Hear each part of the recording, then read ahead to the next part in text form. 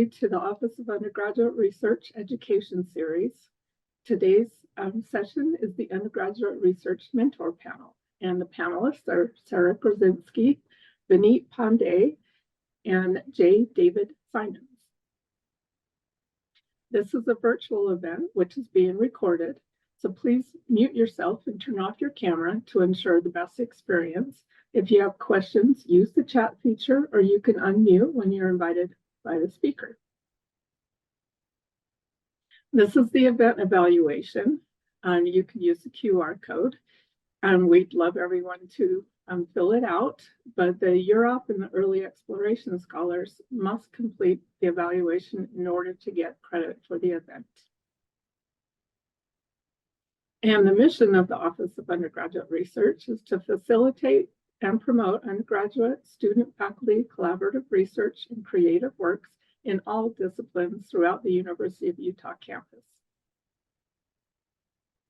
And we would like to acknowledge that this land, which is named for the Ute tribe, is the traditional and ancestral homeland of the Shoshone, Paiute, Goshute, and Ute tribes. The University of Utah recognizes and respects the enduring relationship that exists between many indigenous peoples and their traditional homelands. We respect the sovereign relationship between tribe states and the federal government, and we affirm the University of Utah's commitment to a partnership with Native nations and urban Indian communities through research, education, and community outreach. And now I'd like to introduce our facilitator, Dr. Annie Isabel Fukushima, the Associate Dean of Undergraduate Studies. Hello, everyone. So excited for those who are able to join us live and those who will be joining us later on when they hit that on-demand button to connect and watch this video. So we are here joined by wonderful colleagues who are going to be on today's panel.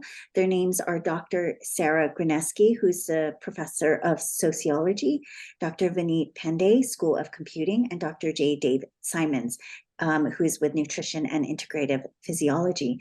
So we're going to hear from these lovely folks who are going to really tell us a little bit more about connecting with them, doing research with mentors, as well as what happens afterwards. But before we get started with some of the questions, the first question we want to learn from our colleagues is, how did you get involved in research, and what kind of research have you been involved in? So tell us a little bit more about that. So we're going to start with Dr. Grineski, or if I may, Sara, what do you all prefer? You tell me.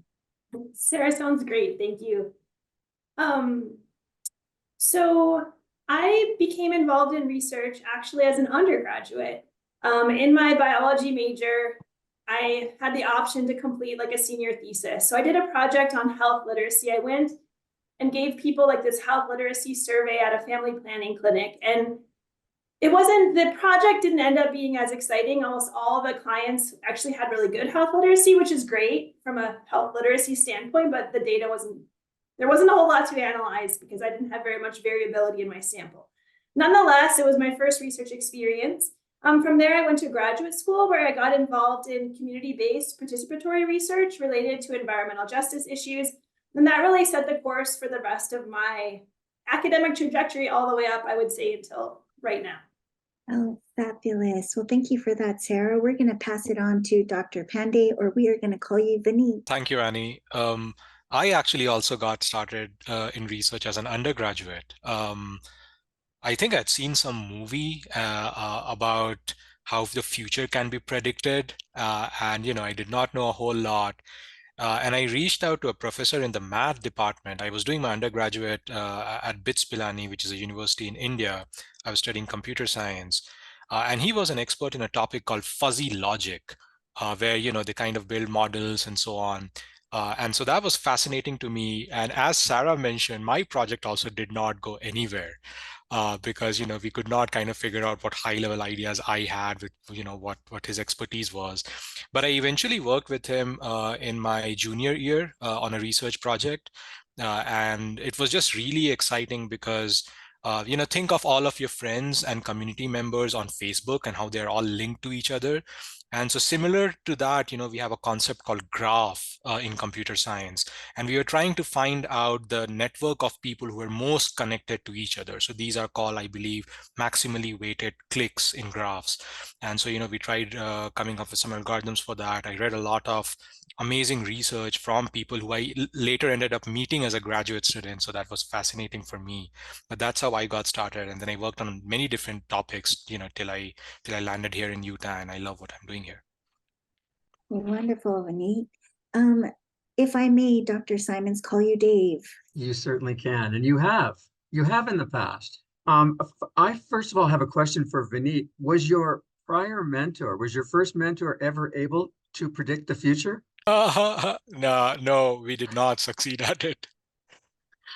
Okay, well, yeah, my name's Dave, and I'm originally from Vancouver in Canada. And when I was a junior at University of British Columbia, I took a physiology class, and I became interested in one segment of the topics that we were talking about. And I went up and asked the professor a few questions about this, and he said, "But you know what? To really learn about this topic in more depth than we can go into in a textbook, why don't you come to my lab?"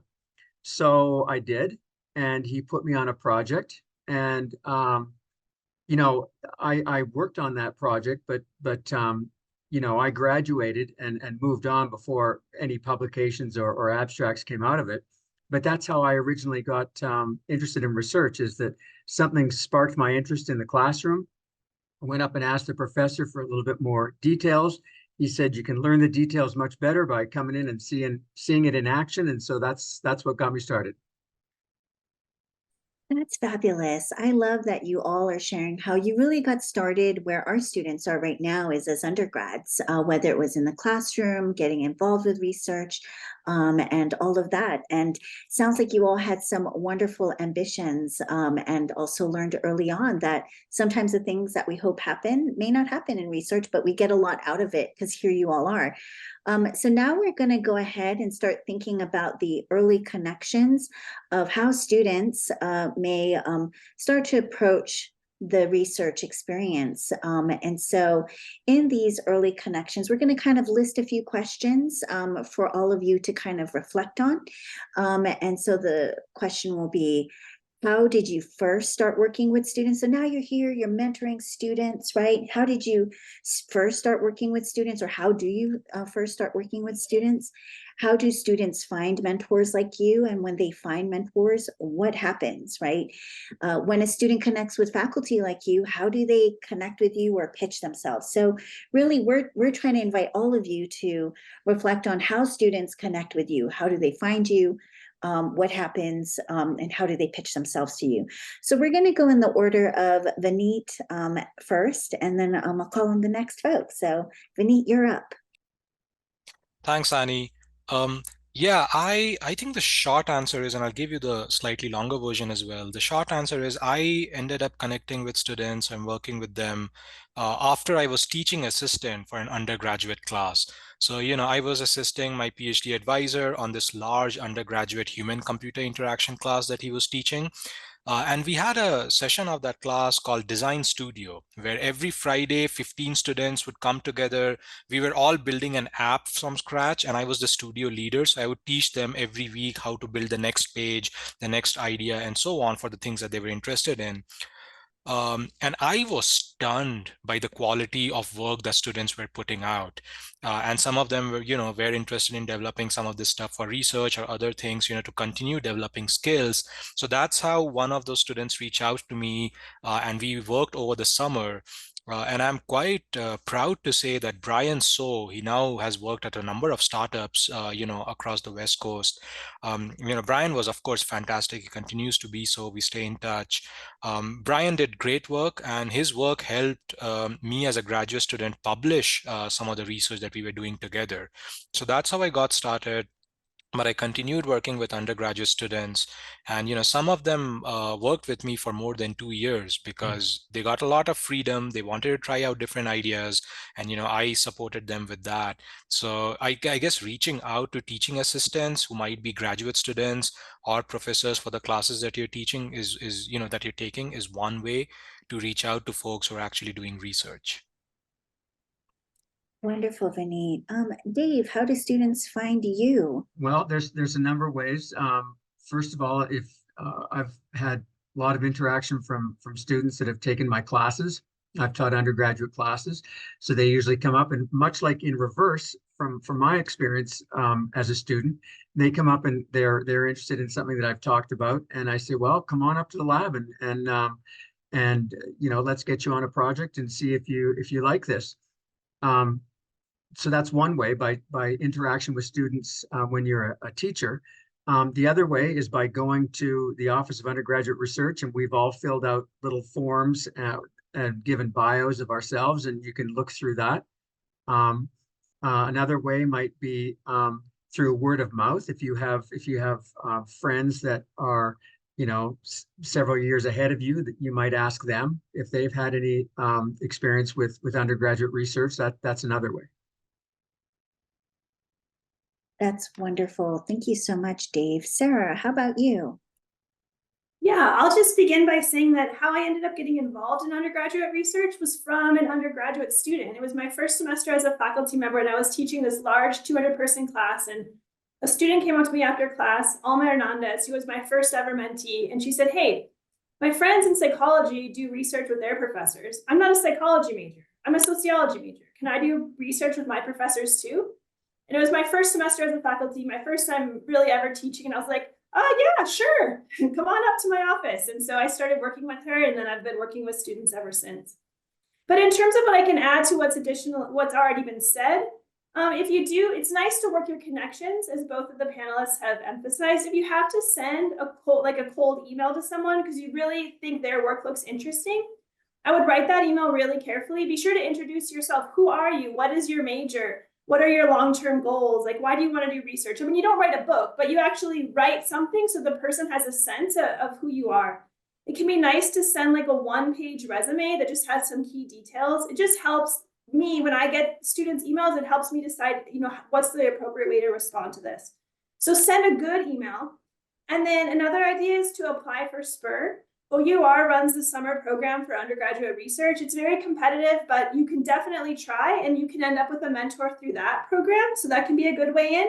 And also your major most likely has like an undergraduate director and an advisor, and those people can also be good at directing you towards mentors, in addition to what the other panelists emphasized. That's fabulous. I really appreciate that that all of you were sharing kind of like using your networks, also how you can connect with folks that you've maybe never had a chance to connect with. What about office hours? Do folks just kind of, do you hold office hours? Do they drop in? What is that experience like? Have you ever had a student who just like walks into your office hours? Do they have to schedule an appointment in advance? I just would love if anybody would kind of reflect on that. Yeah. And you can just unmute yourself and start talking. This one I won't call on folks, just yeah. Well, for me, the only time I give office hours is when the administrative assistant needs to have some hours next to my name. But really, students can, you know, if they send me an email, I'm available whenever I can make myself available. And I have had students just walk into the lab and say, "Oh, you know, I'm so and so, I'm interested in blah blah blah," and I say, "Well, come on in and take a look." And they hang out for the day or hang out for an hour, or sometimes they go away running, screaming down the hall.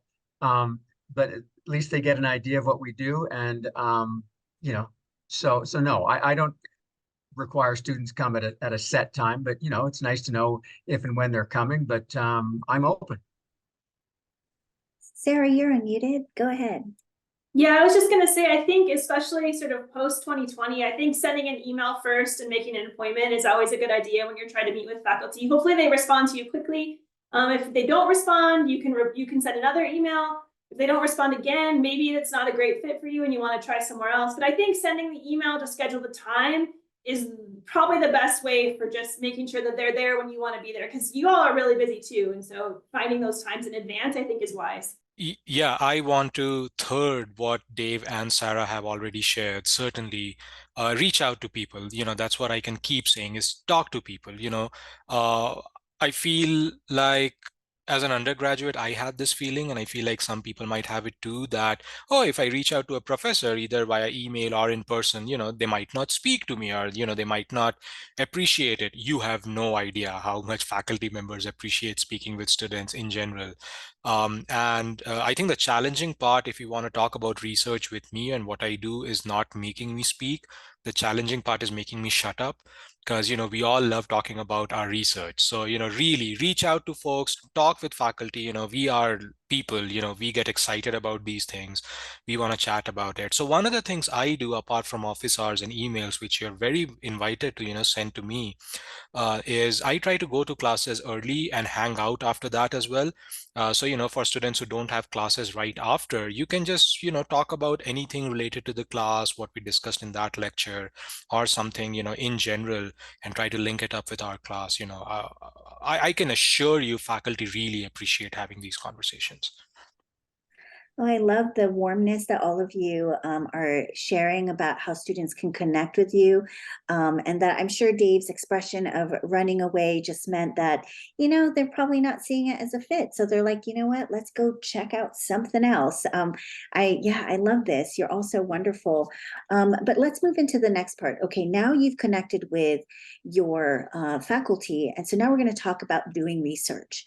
And so when you're doing research with faculty, how do students work with faculty? What does it look like? What are the financial resources available to support students if there are resources? What are some of the challenges of doing research? How do students navigate those challenges? And with the mentors or other support systems, who were those support systems, right? So when you're doing this research, what does the support look like, right? And what are the different facets of research that students, when they're doing research with you, participate in? Would love to kind of hear about how you are working with students in this collaborative process. And also, what are the ways students disseminate their research? So they're doing research, and then one of our commitments is also recognizing that we don't just do research, we also want to share it. And so let's have you all reflect on doing research. These are some of the questions. I'm going to go ahead and invite Dave first. Okay, well, usually how it goes is a student will connect with me, as we've talked about. Then I'll say, come on up to the lab and hang out for a couple of experiments and see if you like it or not. So assuming that they say yes, and we'd like to proceed, then I usually give them 2 or 3 papers to read. Maybe it's coming from our lab, maybe it's coming a review article from another lab that talks about our stuff. And then I say, if you're kind of interested in this, then come back with some questions. We talk about it in a little bit more detail. And then if they're still willing to come and volunteer, then I say, okay, let's talk about a time commitment. And one thing that I would stress is to undercommit versus overcommit, because it's better to say that you're going to come to the lab for 6 hours per week and actually show up and be there, rather than say, oh yeah, I'm right into it, I want to be there 12 hours a week, and then don't show up. Because in my lab, once I get students scheduled, we have all day experiments, and it's kind of a tag team of students that come and help me out doing an experiment. So they come and they express their interest. They read some papers to see if they want to solidify that interest. Then we work out a time schedule, and then we work on that. And if they volunteer for a complete semester and they still like what's going on, and we are both, everybody's getting along and they're learning some things, then I suggest that they apply for the UROP. And then we go ahead and do that. And then assuming that the student does get that, then we do the 2 semesters of the UROP, and during, that's Undergraduate Research Opportunities Program. And then as we're going throughout that, I always give them the opportunity to present at the Undergraduate Research Symposium at the end of the year at the U, or the UCUR, Utah Conference on Undergraduate Research. And in fact, I have 2 students that are preparing for that, which is next week, as well as a high school student that's preparing for that. So that's one of the ways to disseminate the knowledge. Then if the student seems like they're really interested in it and everything's going along well, then I really push for having them apply for a summer program.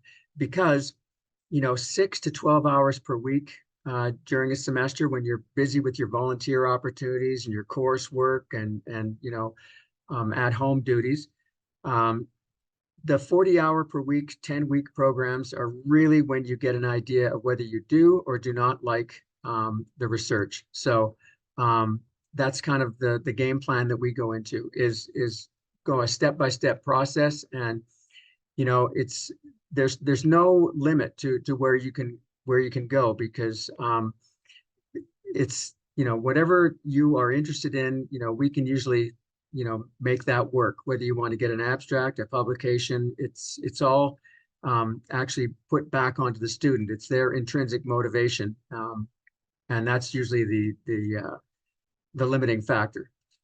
So that's how we do it here. Thanks, Dave. Sara, you're up next. Sure, this question has a lot of different elements. So I guess first, just build off what David was saying about UROP and summer programs. Another way to potentially fit research into your schedule is through using like research hours or independent study credit. So sometimes, depending on your major, you can take like a 3-credit quote unquote course with your faculty mentor. And that's a way to, at least, you don't get paid for that per se, but it frees up a little time in your schedule when you're not taking another upper division elective. So sometimes you can use credit hours towards your degree as a way to give you a little more time to do the research, because time does seem to always be the challenge. So many students taking full course loads, they're working off campus or on campus or both. And so trying to fit the research in can be challenging. So certainly making sure you have enough time in your schedule, and then trying to create time by getting the UROP support so you can cut down on some hours at work, and maybe getting the credit hours towards your major or minor can also help you buy a little time in your schedule. But I think so that's the answer to one of the questions. The other point I want to make is just, I think, especially for undergraduates, the value of multiple mentorship. So you may have found a faculty mentor, and depending on your discipline, you may be in a lab with other graduate students, postdocs, and undergrads. In other fields, research can be more individual. Maybe you feel like it's just you and your faculty mentor. So I think trying to ask if you're not in one of those sort of collaborative environments by default, also just checking in, like, does your mentor have a graduate student? Could you also meet with that person about your work? I found that it's incredibly beneficial for the faculty member, for the graduate student, and for the undergraduate student when we can work in teams.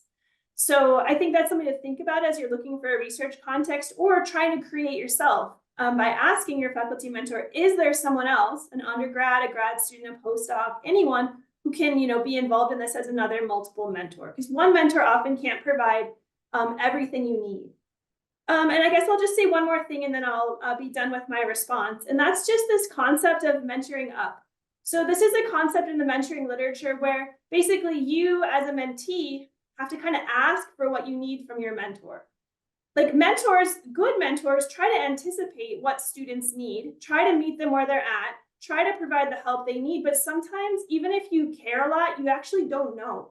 You don't really know what your mentee needs. And so using this mentoring up strategy of saying, you know what, this is what I need. I'm really confused by this concept. Can you explain it to me? Or I think I want to go to grad school. I don't even know where to start, right? Like coming to your mentor to ask for what you need can be really helpful, because sometimes we just don't know what you need. And so I think mentoring up and thinking about mentoring up as a strategy can be really useful for a successful undergraduate research experience. Vineet.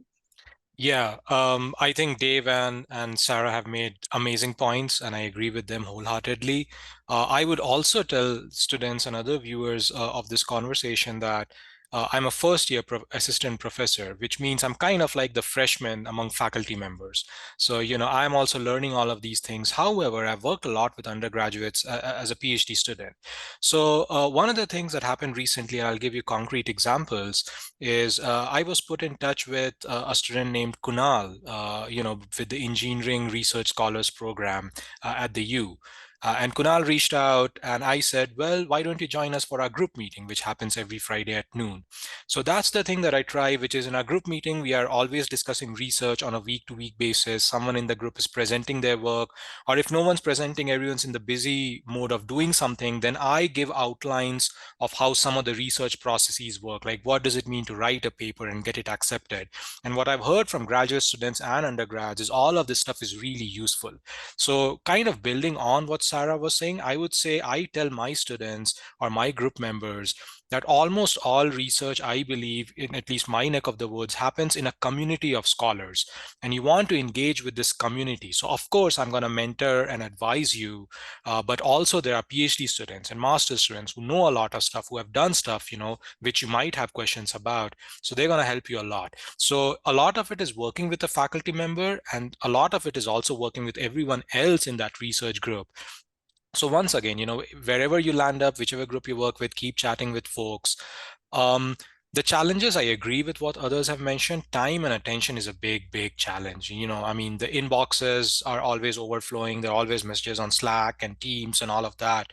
And so having a set time where you're going to meet sort of your mentor is really important. And I try to schedule meeting with undergraduate scholars who have just started in the group around our group meeting time. So, before and after, because I know they're going to be there. It's not something we need to schedule a lot around all of that stuff. Some examples, someone asked a question about examples of types of research that I've helped students with. So I'll give you a concrete example. When I was a graduate student, Chen, who was an undergraduate, reached out. He had done well in one of the classes. He was interested in collaborating with my PhD advisor.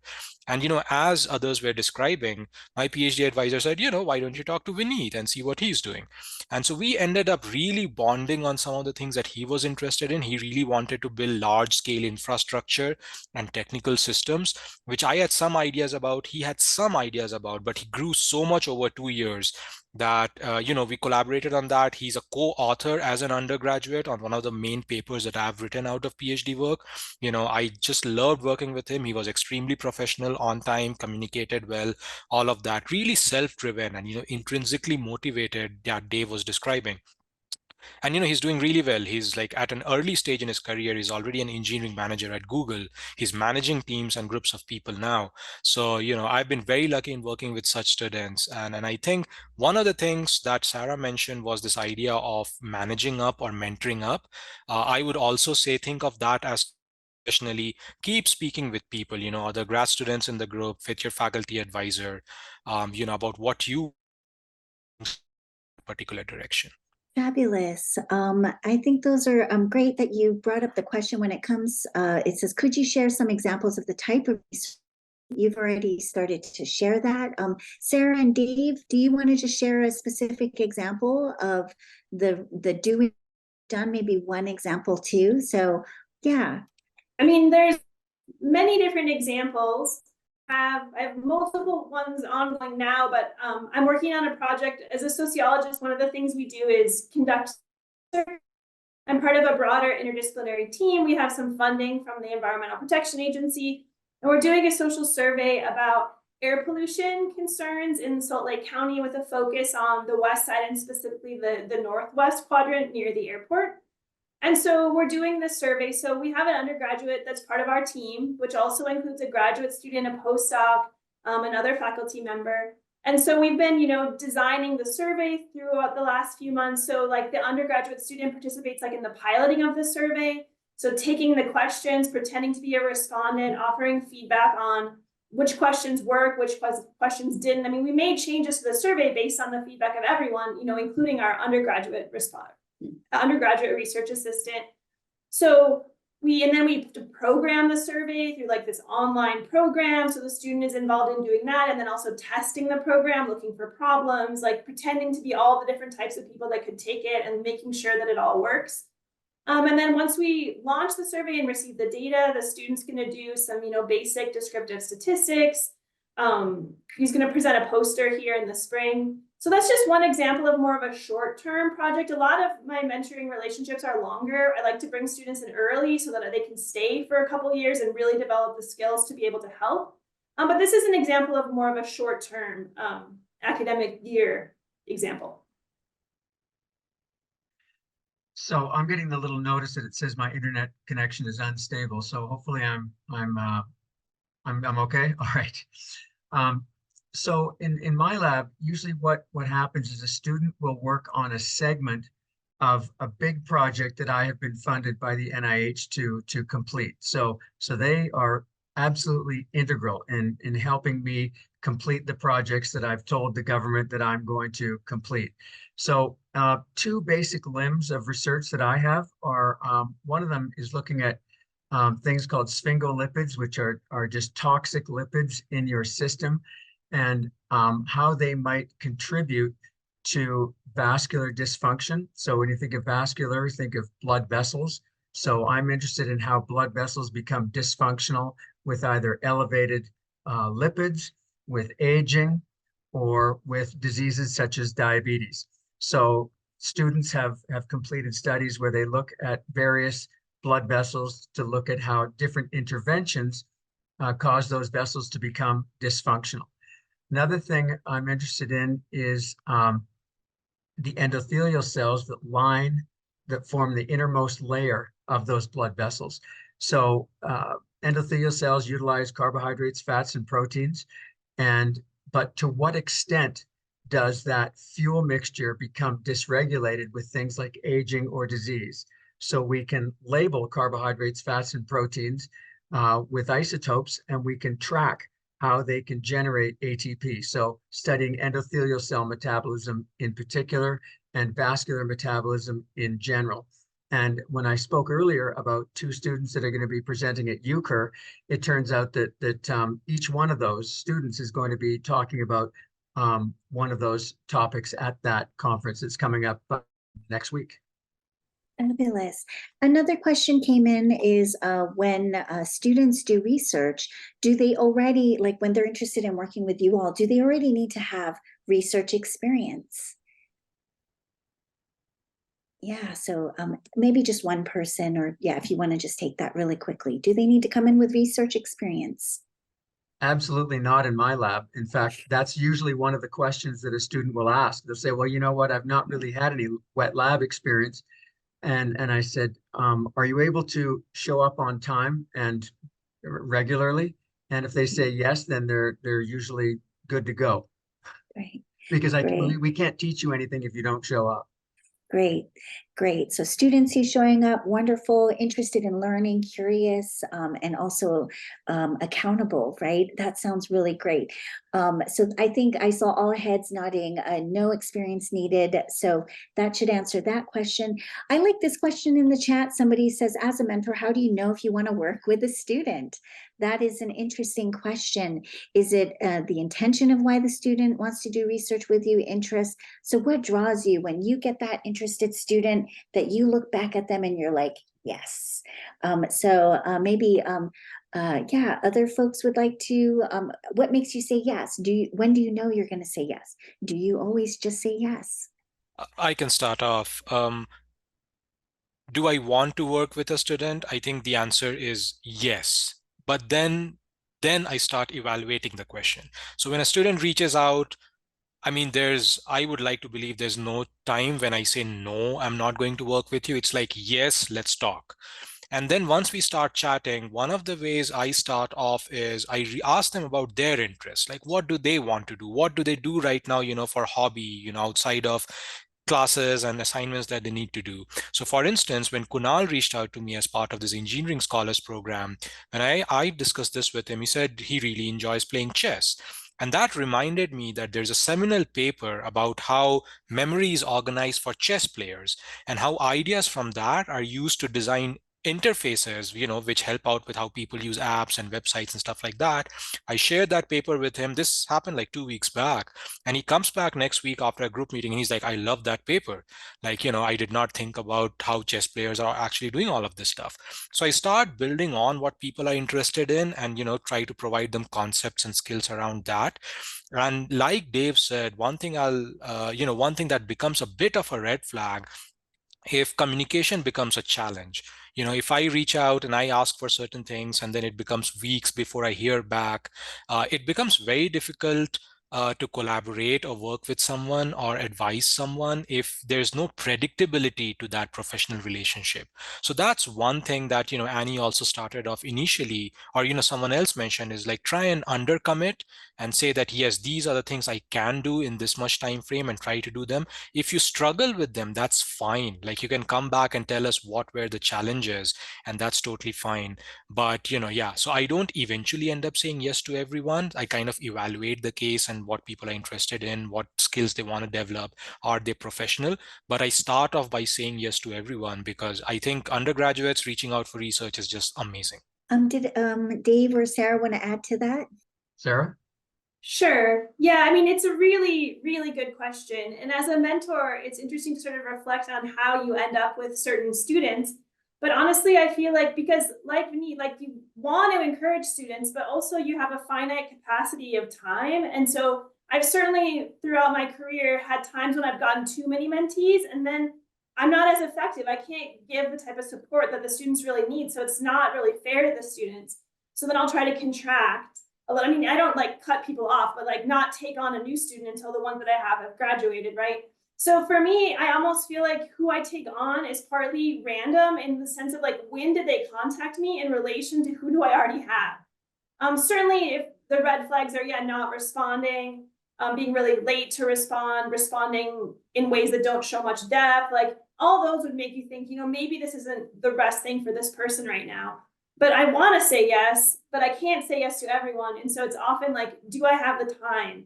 And so I think as a mentee, it's something to think about. If you do email someone and they say no, just realize that it may reflect nothing about you and your own record and your training and your interests. It's more about like, the mentor just already has 6 and they can't have any more, or they already have 2 and for them that's 2, So just don't take it personally if we can't work with you, just as like the mentor community, because often it's more about like, how much time do you have and how many spaces on your team are really available. Yeah, I would agree with that. In my lab, I have a finite number of people that I take each semester, because I want them to be busy, and I want to have the time for them as well. But as I mentioned, when they come in and they do that first semester of volunteer research internship, that's kind of a probationary period. And sometimes at the end of that, I'll have a little sit down with them and say, I really don't think that this is working out. So, that's kind of the end of this. But I will always give them concrete reasons as to why I'm making that decision, and give them a chance to have a comeback. But they should have seen that coming, because I try to, have good contact with the person throughout the semester, so that it's nothing coming out of the blue. So that's kind of how we do it. Great. We're going to move to the last section of the series of questions, which is, after research projects are coming to close, what happens? And so the first question is, what happens after research mentoring relationship ends, or when research or the semester is done? And then tell us one success story. What is an example of a proud mentor moment? And so we'll go in the order of Sara, Vineet, and Dave. So as I would tell my mentees, like, the relationship doesn't really end. Like, as long as you need something, I'm here. When you decide you don't need anything anymore, then you don't come back, right? And I've been doing this long enough now that you can kind of see that, like, some people, like, I continue to mentor them. I have mentees, this is the proud mentor moment. I have mentees who are, tenure track faculty members who are now, going up for tenure. So like, I still talk with them. I need some data, or what do you think about this? Or someone will reach out because they need advice on something. So I don't really see the mentoring relationship ending. It might even pause for a period of time, but then because of some reason, it reemerges again. So like, the mentoring relationship, I think, unless you have some kind of falling out or something, is always there. It's just sort of like, what does the mentee need? And those needs change over time. So hopefully if you end up with a faculty mentor, they see themselves as part of your development for as long as you would need some sort of assistance. And it's really important for like letters of reference, because even you've been gone for 5 years, now you want to go back to graduate school, a letter of reference from that undergraduate research mentor is really important. So like, keeping those lines of communication open, like maybe just send them an email once a year, like, hey, how you doing? This is that mentoring up thing again, right? Keeping that relationship going so that when you do need a letter of reference, I love when I can say, I met the student in 2012 and I've been, in my letter, and I've been keeping in touch with them ever since, like it's good for the letter of reference to show that sort of long-term connection. So I think that that is important. I wholeheartedly agree with what Sara has mentioned. I'll give you an example. We actually, so once I start working with students and things go well, and they graduate and they move on to other things, we have a group, a Google group, where I add folks that we have all worked together, and I share with them the good things that keep happening in my professional life, right? When I started doing postdoctoral research after grad school, and then when I became professor, I mailed them sharing all of this great stuff, because I feel like a lot of research I've done before, it's not just my research, it's also their research. And so, I hope they feel good about it. So that's me, as a person who has mentored others, I share things from my end. So like Sara said, for me, that relationship does not end. It's an ongoing thing. It almost feels like if I'm in the same town as they are, or if they visit Salt Lake City, we'll resume where we left off, and I'll update them with what I've been up to, and they'll tell me, and we'll discuss professional and personal things, what has been happening in the last few years. There's the other side of it, with people who have mentored me. So I also send, as Sara was describing, like an annual email to people who wrote letters for me, and update them with what I've been up to, what are the great things that I've experienced. And, people always reply back. They read those emails, they reply back in kindness saying, this is great, great to hear from you. So I will say that the relationship is something you can continue with, because we all love hearing from people that we have enjoyed working with. And, hopefully you'll be one of those folks that, we'll all enjoy working with. So I had a student come in and actually go through the process that I mentioned before. He just said he was in one of my undergraduate classes, came up and saw what we were doing in the lab, started working in the lab, liked what we were doing. He did 2 rounds of UROP, then did 2 summers of the American Heart Association undergraduate research program, which is 10 weeks. And then, we started doing, he started presenting at UCUR and actually went to NCUR, which is the National Conference on Undergraduate Research, and then presented at some international conferences. He came along with me as an undergrad, but his ultimate goal was to go to medical school. So obviously I was writing him letters of recommendation. And then I said, you've got kind of a knack for research, and I know you like it. And I said, did you ever consider the MD PhD program? And he said, I never did. I said, well, just think about it. So long story short, he got into the U. He went through the MD PhD program. And as I mentioned, we were interested in vascular physiology, but he eventually did his PhD work at the Moran Eye Center looking at retinal blood vessels. So it kind of carried on. And speaking about letters of recommendation, I wrote him a whole bunch of them, but as it turned out, about a month ago, I asked him for a letter of recommendation about me, and I had to find out exactly where he was, and he's at a swanky private practice in Newport Beach, so he's left me in the dust. So that's a success story, I guess. Use us as springboards. I love it. I love it when our mentees surpass the mentor. That's fabulous. We do have a question in the chat. It says, does it matter if a student's interest aligns with your area of expertise? And I know Sara started to answer this. Maybe Sara, do you want to just follow up with your comments so we can turn into audio? Yeah, definitely. I think it matters. I don't think it's like the be all and the end all, but I definitely think it matters. I've especially in a previous position, I used to work with a lot of master's students doing their master's theses, and students had a lot of diverse interests. And one thing I learned about myself from that experience is I'm a much better mentor when the student is working on something that I really know about. I can provide support to a student who's working on something that I don't know as much about, but the product's not as good because I can't really give the same kind of input. So as I've gone along in my career, I'm actually much more likely now to work with students who are really interested in the kind of work I'm doing. It's easier for me, but more importantly, it's better for them because they're actually getting the benefit of my guidance versus like, well, that sounds great, or well, this seems a little disorganized. You just can't give the same type of feedback when it's not something that you already know about. And we're all willing to learn and stretch, but sometimes we just can't stretch that far, or we can't stretch right now because we have these other things going on. So I think you're likely to get better guidance and more time from your mentor if you work on something that is of interest to them and they're already working. Vineet, did you want to add anything to that? Yeah, real quick, I'll give you a concrete example. So Brennan Cook is an undergraduate senior. He's working with me on his thesis. He's the first undergraduate thesis student I've taken. He seems amazing. He reached out to me because he was really curious about March Madness, and he wanted to collect lots of data to be able to predict the outcomes of March Madness, before the games happen. Really cool idea. Also turns out lots of people have done it. So I said, well, the topic is really interesting. Clearly you're motivated in this. He's a sports buff, loves it, is very data and math oriented.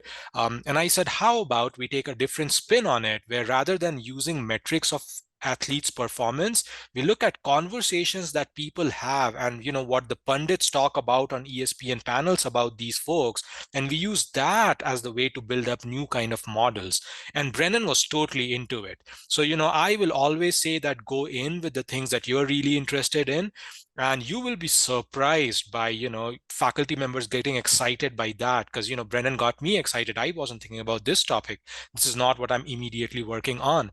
So yeah, I mean, your interest can match. If you seem professional, you seem creative, people want to work with folks like that, and you can find a match. That's fabulous. So let's just give a moment to the audience if you have any questions. Oh, here's one. How would you recommend reaching out to potential graduate school mentors? Oh, I love that. Look at this. These folks are thinking ahead. They're thinking ahead.